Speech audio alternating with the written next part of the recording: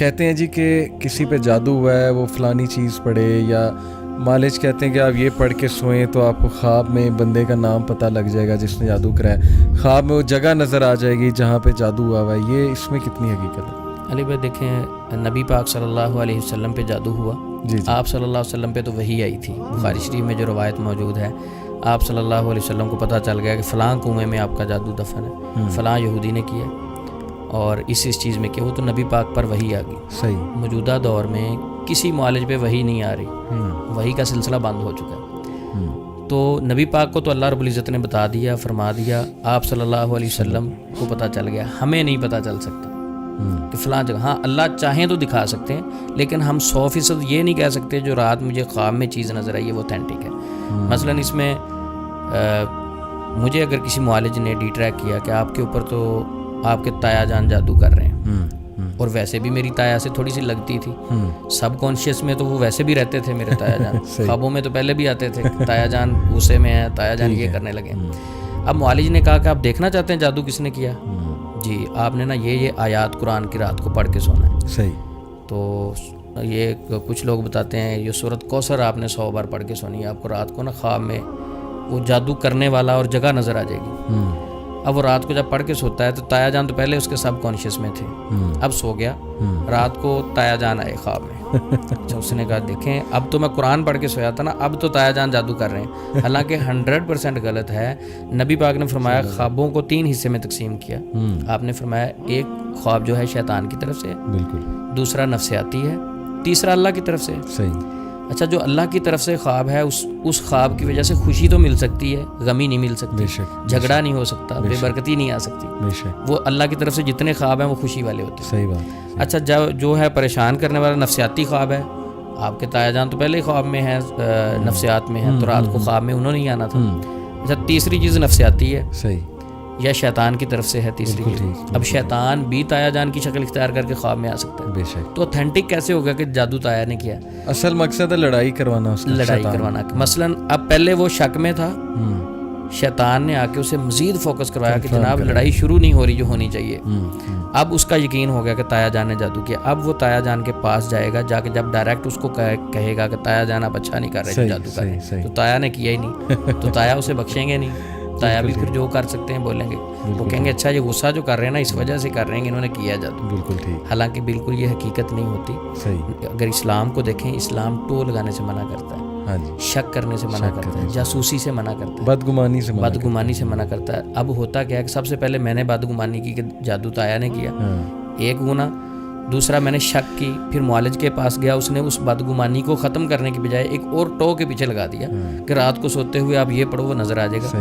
میں 100% انکار نہیں کر رہا کہ آپ کو نظر نہیں آ سکتا، لیکن وہ ٹھیک ہو سکتا ہے، لیکن زیادہ تر شیطان جو ہے وہ مزید اس کو بڑھائے گا، یعنی وسوسے اتنا کی شبہات ہے، متشابہ چیزوں سے بچنا ہے۔ تو یہ متشابہات میں آتی ہیں کہ آپ وہم میں شک میں پڑھ کے کسی اور رستے پہ جا سکتے ہیں جہاں سے زیادہ نقصان ہو سکتا ہے۔ اچھا یہ کچھ لوگ اونٹ کی ہڈی رکھتے ہیں کہ دباتے ہیں، پتہ نہیں، پھر یہ بڑا گوشت کھانے سے منع کیا جاتا ہے، یہ کیا کانسیپٹ ہے؟ علی بھائی اکثر لوگ کہتے ہیں کہ آپ کے گھر پہ جادو کا مسئلہ ہے نا، آپ اونٹ کے گھٹنے کی ہڈی، ابھی عید آ رہی ہے تو بہت سارے لوگوں نے لینی ہے۔ اچھا گھر میں کہتے ہیں اونٹ کی ہڈی رکھیں گے نا تو آپ کے گھر میں جادو کا اثر نہیں ہوگا نیکسٹ، اور جو پرانا ہے وہ زائل ہو جائے گا۔ ٹھیک ہے، ادھر کامن سینس کی بات ہے ایک چھوٹی سی، کہ نبی پاک صلی اللہ علیہ وسلم کی جو حدیث ہے، آپ نے فرمایا کہ نظر بد العین تدخل الرجل القبر والجمل القدرہ، نظر انسان کو قبر میں اور اونٹ کو ہنڈیاں میں لے جاتی ہے۔ صحیح، انسان قبر میں، اونٹ ہنڈیا میں۔ صحیح، صرف نظر بد سے اونٹ بیچارہ ثابت زندہ خود ہنڈیا میں جا سکتا ہے، اس کے گھٹنے کی ہڈی جادو کیسے ختم کر سکتی ہے؟ صحیح نہیں، تو یہ کنسیپٹ آیا کہاں سے؟ بس یہ کنسیپٹ آیا، یہ جو بڑے گوشت کا کنسیپٹ تو انڈیا سے پاس ہوا ہے ہم تک، وہ کیوں نہیں کھانا چاہیے؟ اچھا ہوتا یہ ہے کہ یہ اس ٹریٹمنٹ میں جو ہندو معالجین ہیں وہ منع کرتے ہیں، مسلم بہت سارے ہندوؤں کے پاس علاج کرنے، کیونکہ میرے ساتھ تو لوگ رابطہ کرتے ہیں، انڈیا میں بہت زیادہ جادو کا معاملہ ایسا ہوتا ہے، ڈسکس کیا جاتا ہے، لوگ بیچارے بہت پریشان رہتے ہیں۔ اب پاکستان میں بھی ایسے لوگ ہیں جو ہیں تو مسلمان لیکن عیسائیوں کے پاس علاج کے لیے چلے جاتے ہیں۔ صحیح، تو وہاں بہت سارے مسلمان ہندوؤں کے پاس چلے جاتے ہیں۔ اب وہ ہندو علاج کرتے ہوئے اس کو کہتا ہے کہ دیکھیں ٹریٹمنٹ آپ کا چل رہا ہے، بڑا گوشت نہیں کھانا، ان کی تو گاؤ ماتا ہے، ان کا تو کنسیپٹ ہے, ایک نظریہ ہے, اس کے متحد وہ نہیں کھاتے. صحیح. تو مسلم لوگوں کو بھی روکتے ہیں. ایک دوسرا, ان کو دیکھنے کے بعد بہت سارے لوگوں میں شیطان حاضر ہو کے جب بولتا ہے, وہ کہتا ہے کہ میں اس کو چھوڑ دوں گا, بڑا گوشت نہیں کھانا. تو وہاں سے ایک روایت چلتی سینہ بسینہ علم ہے نا یہ زیادہ. قرآن و حدیث کی طرف دیکھیں تو قرآن تو یہی کہتا ہے, حدیث تو یہی کہتی ہے کہ شیطان کی کوئی اوقات نہیں, صحیح. ان سے نہیں ڈرنا. وَأَنَّهُ كَانَ رِجَالٌ مِّنَ الْإِنسِ يَعُوذُونَ بِرِجَالٍ مِّنَ الْجِنِّ فَزَادُوهُمْ رَهَقًا. بالکل ٹھیک. کہ خوف زدہ نہیں ہونا. تو یہ جو سینہ بسینہ علم چل رہا ہے تو اس میں زیادہ تر خوف پھیلایا جاتا ہے. اور بہت سے لوگ کہتے ہیں جی کہ وہ نصارہ جو کرسچن ہیں ان کے پاس گئے, عامل کے پاس, اس نے علاج کر دیا اور ہو بھی جاتا ہے. بھی ہوتا بالکل. تو یہ اس کے پیچھے بھی میرے خیال شیطان یہی چاہتا ہے کہ ان کا بلیف مزید اسٹرانگ ہو جائے کہ یسوع مسیح جو ہے خدا ہے. جی بالکل. اصل میں وہ سلیب دکھاتے ہیں. ہاں, عیسائی ٹریٹمنٹ کرتے ہوئے سلیب دکھاتے ہیں. اس سلیب کے پیچھے ان کا ایک پورا کانسیپٹ ہے, شرکیہ کانسیپٹ. صحیح. اور وہ کہتے ہیں کہ یہ نعوذ باللہ عیسیٰ علیہ السلام کی بنائی ہوئی ہے جو سولی پہ ان کو چڑھایا تھا.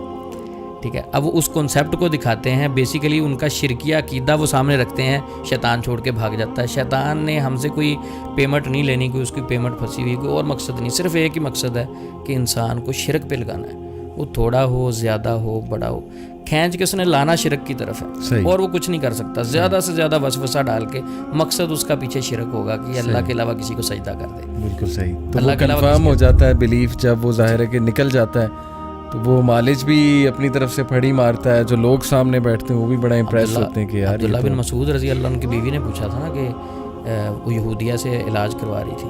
صحیح. تو انہوں نے کہا کہ شیطان خود آپ کی آنکھ میں انگلی مارتا ہے. صحیح. جب وہ دم کرتی وہ چھوڑ دیتا ہے. مقصد ہوتا ہے کہ شیطان خود آپ کو ڈسٹرب کرے گا. ان کا مقصد یہی ہوگا یہ فلاں عیسائی کے پاس چلا جائے, اور اس عیسائی کے کہنے پہ یہ کسی نہ کسی طریقے سے شرک پہ آ جائے.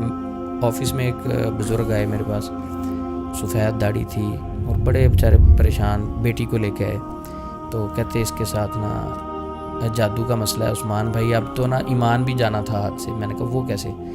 کہتے میں نا بہت ٹریٹمنٹ کروا چکا ہوں. تو ایک معالج کے پاس گیا, وہ تھا عیسائی. صحیح.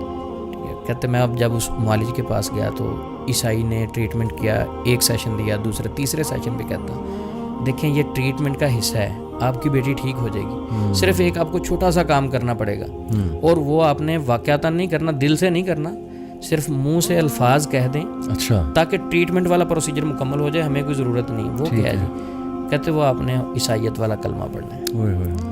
صرف آپ نے کچھ چند گھنٹے کے لیے ہم نے ایک عمل کرنا ہے, وہ کر لیں گے, اس کے بعد بے شک دوبارہ چلے جائیں. تو وہ بزرگ ماشاءاللہ نیک تھے. وہ کہتے ہیں عثمان بھائی میں نے ایسے بیٹی کا ہاتھ پکڑا, وہاں سے میں اللہ اکبر کرتا روتا ہوا وہاں سے بھاگا کہ یا اللہ مجھے بچا لے. اللہ نے بچا لیا. تو کہتے ہیں کہ وہ اللہ نے بچایا, میرا ایمان جانا تھا. اب ان کو اتنا مس گائیڈ کیا گیا تھا, اتنا. جب ڈیپٹ میں گئے تو وہاں مسئلے کچھ اور تھے. کاؤنسلنگ, ان کو کاؤنسلنگ کی پازیٹیو ضرورت تھی. صرف ڈرایا جا رہا تھا کہ آپ کے گھر میں اتنے جنات ہیں, یہ ہیں وہ ہیں. تو اسلام جو ہے نا یہ خوف ختم کرتا ہے. سبحان اللہ. اور اللہ سے اٹیچ کرتا ہے. اللہ سے, بندوں کو اللہ سے اٹیچ کرتا ہے, اپنے ساتھ نہیں. کہ یعنی بندوں کے ساتھ نہیں, کہ ایک بندہ جو اللہ کا بندہ ہوتا ہے وہ بندوں کو اپنے ساتھ نہیں اللہ کے ساتھ جوڑے گا. نبی پاک صلی اللہ علیہ وسلم نے ہم سب کو اللہ کے ساتھ جوڑا ہے. بالکل ٹھیک ہے. ہم نبی پاک پر درود بھی بھیجتے ہیں, محبت بھی ہے, سارا کچھ ہے. لیکن ایک موقع ایسا بھی آیا کہ صحابہ اٹھ کے کھڑے ہوئے, آپ نے منع فرما دیا. صحیح. میں نے فرمایا نہیں, میرے لیے نہیں اٹھ کے کھڑے ہوئے.